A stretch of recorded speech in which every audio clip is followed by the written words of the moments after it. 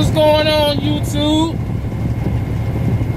It's that guy named Jay checking in. We are night driving, baby. Today is Sunday afternoon. You would think it's Sunday at midnight, but you know, it's just that time of the year, man. It's,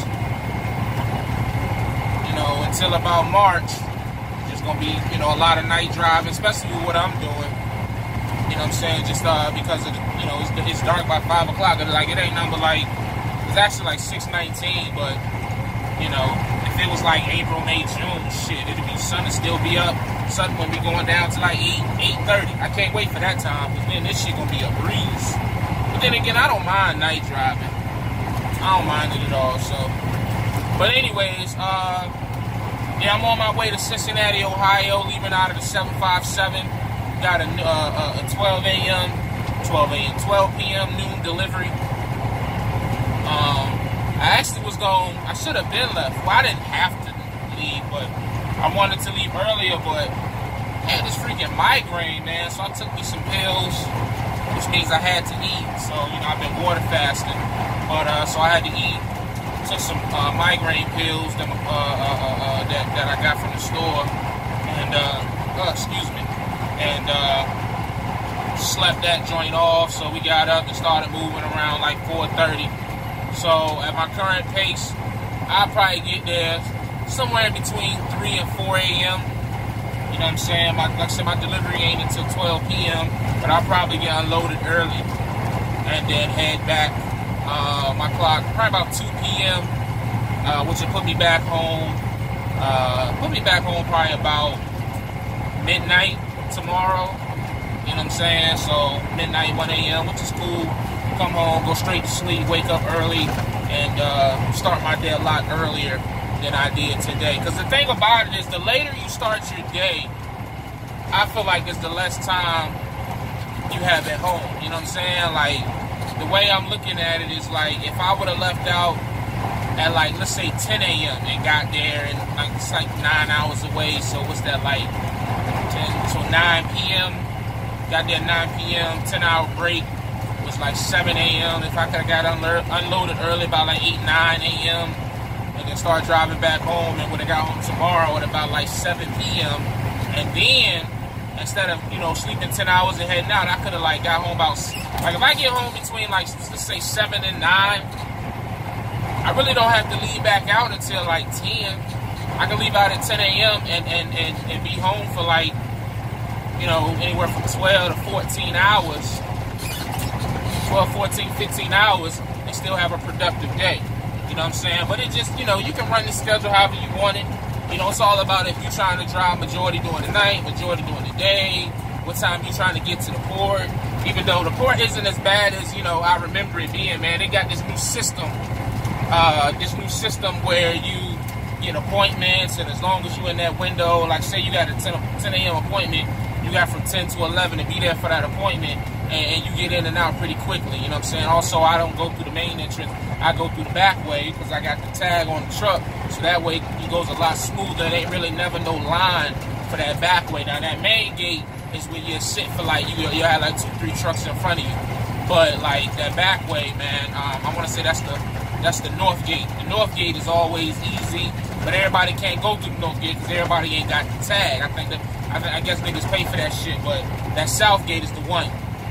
That you know, I think that's off terminal. That's the one that be taking a little bit long, but majority of the times though, I just been going through NIT. You know what I'm saying? NIT is probably the best port out of all of them. You got NIT, you got I think it's PPYC, and then you got VIG or APM, whatever you want to call it. VIG and VIG/APM is the worst port. The reason it's the worst port is, I don't know why it's the worst port, but maybe that's the biggest one. I don't know, because NIT big too. I have no idea why that shit take as long as it take to get in and out of there, but that's the worst one. So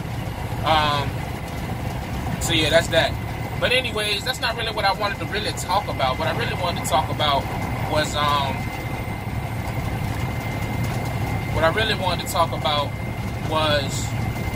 having a gun on the truck. Having a gun on the truck. I didn't waste the 4 minutes on a whole. I was just updating my situation, but we're gonna get on subject. I'm trying to figure out if I want to, well, I know what I'm going to do. I want people's opinions. Do you carry a gun on the truck with you? The tricky thing about having a gun on the truck is just like the different states that you travel. Okay? Obviously, states like Virginia, North Carolina, like mostly the southern states, they ain't really tricky. You know what I'm saying? Like, you still probably got to get a permit to conceal. But as far as just like open carry and just buying a gun, man, it's harder to get a damn TV than it is to get a damn a gun. You know what I mean? You can walk, as long as your shit, you ain't got no crazy shit on your record, buying a gun is a breeze. Hell, you can buy a gun from your neighbor as long as you keep a bill of sale, which I need to go get that bill of sale from old boy anyways. You can keep, as long as you keep a bill of sale, you know what I'm saying, for down the road, just, you know what I'm saying, in case it didn't come down to that. But it's easy in Virginia. The Commonwealth, Virginia and Texas, probably the two easiest states to get a gun. You know what I'm saying? But the thing about it is, as an OTR driver, or regional, as some people would call me, I really don't care the title. When I go to states like a Kentucky, or I go to states like a New York for damn sure, Maryland, like a lot of the northern states, their laws are definitely stricter. Now, this window is blurry as hell. I apologize. Window blurry. I've been trying to clean. I need to probably clean the inside. But anyways, they're definitely a lot stricter. So I'm trying to figure out, like, is that risk worth it? You know what I'm saying? Because, like, 9 times out of 10, ain't no DOT pulling you over and searching your truck unless they got crazy suspicion.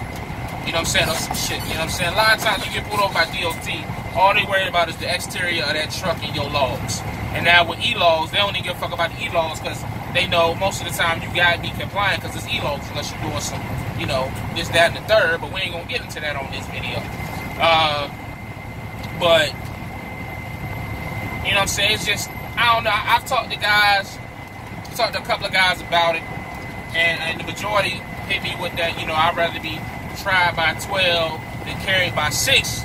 And I agree with that 100%. But at the same time, it's just like, it's still a conversation that has to be had, man, because it's like, truck drivers are targets, especially this time of the year.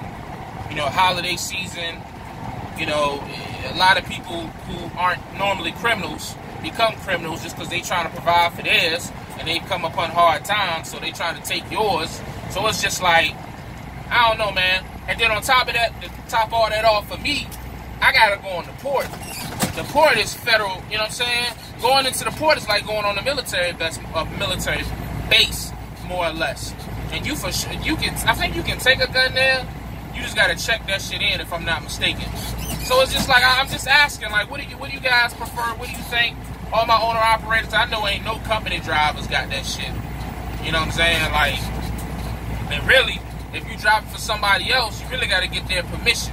And that's another thing, like, in order for me to do that, I would have to talk to the owner of this truck. Hey, man, I got this woody woo. And, you know, I just want you to know, is it okay for me? You know what I'm saying? I don't think he can say no. I mean, I guess it's depending on the company policy. But I've talked to the fleet owner that offered me a job maybe like 2 months ago. I had asked him about it. And he told me straight, he said, I don't care. Just let me know so I don't send you to no bases. You know what I'm saying? That's all he cared about. But so it don't seem like it's that big of a deal with like the smaller companies. Now, mega carriers, I'm gonna tell you straight up and down. If you got it on the truck on the mega carrier, you got it not illegally, but the mega carrier don't know. But then again, LaShawn made a point a long time ago. Who the fuck care about them rules when you trying to protect yourself? You know what I'm saying? Like for example, tonight I'm going to Cincinnati, Ohio. I'm gonna probably get there at 3, 4 in the morning. You know what I'm saying? Most major cities always got that area where it ain't best for visitors to go through that area because you don't know, you know what I'm saying? And you are sitting up. You know, especially if you plan on getting off that truck. Now, if you plan on staying on the truck the whole time, you should be good, theoretically. But if you got to get off that truck and, let's say, go use the bathroom or you walk to the store or something to that effect, especially like if you like me and you sleeping at the shippers and receivers, and sometimes you ain't even on their property, you just on some back road that's just convenient for truckers to park on. You the only motherfucker out there. Somebody pull up on the joint, you know what I mean, with some bad intentions, you on your own. And what you gonna do, call 911? Good luck with that shit, nigga. I know where I'm from. I know what that 911 shit do. You got at least 3 minutes for you get any type of assistance. That's if you ain't on hold when you first call, because especially the more popular the city, the more populated, there's probably more calls going out, so you may get the, you know what I mean? You may get the busy line. Man, fuck out of here. You know what I'm saying? So, I don't know, it's just, I'm just asking because, I'm pretty sure other people want to ask about it, but I don't see that as a topic of discussion a lot. So I'm just opening up the conversation. Like, you got the joint on the truck with you, or you playing by the rules, you playing the same. Me personally, I got a family at home, man. I got a 3-year-old son that I'm responsible and obligated to making it back home to. So, my personal opinion, I feel like any legal ramifications, any company violations that may come with it, I feel like it's worth it. Because I'd rather be alive and broke a couple of laws than dead and was a law-abiding citizen, man. Because at the end of the day, the bad guys don't give a fuck about nothing. The nigga that's trying to get a lick, they don't give a fuck about your company policies and this, that, and third. You know what I'm saying? So, protect yourself at all times. That's the best I can say. You asking me, I say protect yourself at all times, no matter the cost. You know what I'm saying? And I've had experiences, so I'm not just saying that just to cap. I'm not just saying that just to say it. I'm saying it because I know what the fuck is going on out here, who's being targeted, why they being targeted, type of setup situations that's going on out here. And as a truck driver, man, you get out here, especially OTR drivers who gone for 3-4 weeks, you get out here and you put yourself in a bad situation, you know what I'm saying, and it can go real south, you know what I'm saying. So, but then again, on the flip side, even if you got the joint, if a nigga get the drop on you, he just got you. So, I mean, I guess it all on you, man. You got to know the signs. Part of that is knowing the signs, like being aware of your situation. You can have a motherfucking AR-15, but if you ain't aware of your situation, if you don't peep buddy looking around the jump store, if you don't peep shorty that then walk past your truck 3 times or on some shit like that, it don't make a motherfucking difference, nigga. Because they can have a 22, you know what I'm saying, and you got, like I said, an AR-15. If they catch you lacking, nigga, that shit, all it take is one to the dome or one to a vital organ. And fuck what you got on that truck. So I guess shit, nigga could have a taser, a knife, and you got the strap, and they catch you lacking. That's it. It ain't no. Because niggas be trying to act like they superheroes out here. Oh, man, if a nigga pull a joint on me, I'ma snap his wrist 3 different places and flip the gun. Nigga, you ain't doing none of that dumb shit you talking about. That shit kill me when niggas be acting like they so hard. Bro, nigga pull that, when you staring down the barrel on the wrong side of that thing, man, all that shit go out the window. I know the street niggas will tell you that. All that shit going out the window unless you just don't care about life. And a nigga that don't care about life is dangerous. So I can't speak to that because I care about life. You know what I mean? So that's my opinion. Do with it as you will. Definitely chime in, respond in the video. Don't make me no damn mind. I'm interested to see what niggas thought process, because I'm interested to see who gonna try to flex with it.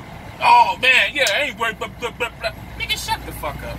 Because I already know it's gonna be like 3 people in the comment section that's like Batman and Superman and Iron Man all in one, act like they invincible and all that bullshit. Yeah, all right, you ain't never seen nobody before that.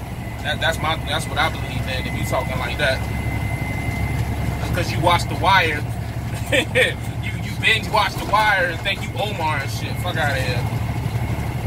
But anyways, as always, stay safe, stay positive, stay productive. Definitely stay safe around this time of the year, man. It's the holidays. You got Christmas, New Year's. For whatever reason, people lose their minds around this time of the year, man, and they try shit that they wouldn't try in March, April, and May. So definitely be careful out there, OTR, local, regional, whatever, on your personal vehicle or in your truck, man. I want everybody to be safe. I don't want to see nobody a victim of some fuck shit, you know what I mean? So, God Family Trucking, I'm gone.